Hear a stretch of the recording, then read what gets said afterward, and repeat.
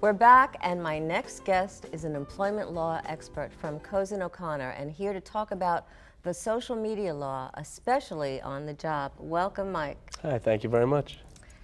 You are doing so much in terms of helping employers learn about what they need to do regarding social media, and social media is here to stay. And there's a lot about what's going to happen and what already is happening in terms of legalities and what both employers and employees need to do to protect themselves. So what does an employee need to do to make sure that he or she on the job is doing what they need to do regarding their social media? Well, I think whichever side you're on, whether it is the business owner or whether it's the employee, they really need to understand, as you said, that social media is here to stay. It's not going away. And both sides need to understand and manage expectations when it comes to the use of social media and how it impacts the workplace and the relationship with the particular employer. You've also talked a lot about the fact that social media is now being used in litigation with, again, on both sides. So give us a story about that, because that's kind of like, what does that mean and what do we need to do? Well, the term the smoking gun evidence has been around for a long time, but now that we're in this technology era, particularly with social media, I think employees are starting to understand that delete doesn't necessarily mean delete. So when they are making a particular claim in a lawsuit, for example, something has happened to them and they're not able to engage in the same life activities they were able to engage in before, now all of a sudden Facebook is showing messages or pictures of them engaging in those activities, and employers are looking at the social media accounts and mining the social media accounts to try to find these pictures and these statements to use against the employees in the lawsuits. So is that legal to do that kind of mining? And it is when what you're putting out there is for public consumption. There are certainly issues that employers have to be aware of when employees are speaking in a more private setting, when they're messaging friends and they have privacy controls, for example. Employers need to be careful as to how they are obtaining the information. They certainly cannot surreptitiously friend somebody under the guise of somebody else's name so that they can get this information.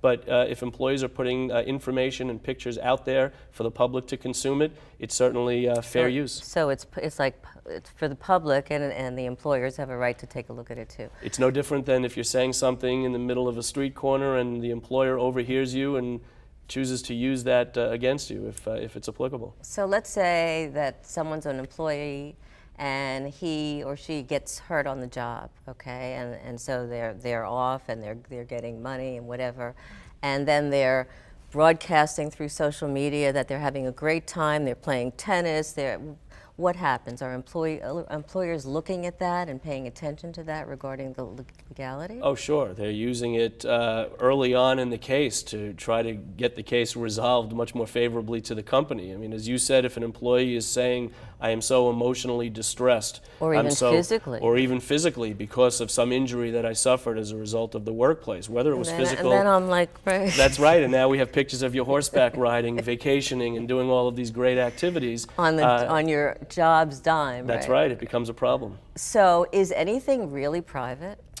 There still is some sense of privacy, and state legislatures, for example, and even the federal Congress, they're trying to maintain some privacy and regulate to some extent what employers can do and what they can't do when it comes to trying to demand access or seek access to social media accounts, for example. But how do you really regulate that? Well, one recent example of what they're trying to do is they're telling employers in various states that you are not allowed in the interview stage to demand or request that the employee give you their passwords. So there are some companies out there that will say, you know, we like what we see and the resume was terrific, but we'd like to learn a little bit more about you and maybe even look into your private messages. So why don't you give us the Facebook account, sit right next to us, and we'll go through all of your private messages that you have to friends and relatives. Wow, that's a little frightening. But what if, and I know this from somebody that reported this to me, that her employer actually looks at that kind of information when she's in the process of hiring, not the private stuff, but just takes a look to get a sense of who that person is and whether or not she wants to hire her or he wants to hire. Is that, I guess that's legal, right? I mean, Sure, and what I always tell employers as well when I'm speaking with them, it falls in the category of be careful what you wish for. Because while there is some information that is probably related to the job requirements and the types of business factors that go into your hiring decision, on the other hand, you learn a lot more information through social media than you're able to ask for in a one-on-one interview. Whether it's somebody's particular disability, whether a female applicant just had a baby, or has become pregnant. because they're not allowed to ask those questions, right. but they could find it out another way. That's right. Mike Schmidt, you have a blog about all of this. Tell us a little bit about what you do with that blog.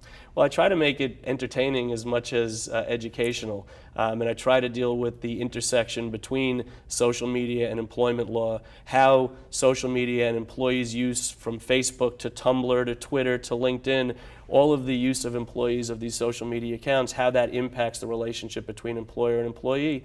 And I do as much as I can to bring it to the real world, whether it's sports, movies, pop culture. Great. Thanks so much, and you're going to keep us honest, Mike Schmidt. Still ahead, she was a finalist in Season 12, Hell's Kitchen. When Power Your Life returns, we head into the kitchen with Chef Joy Thomas. Stay tuned.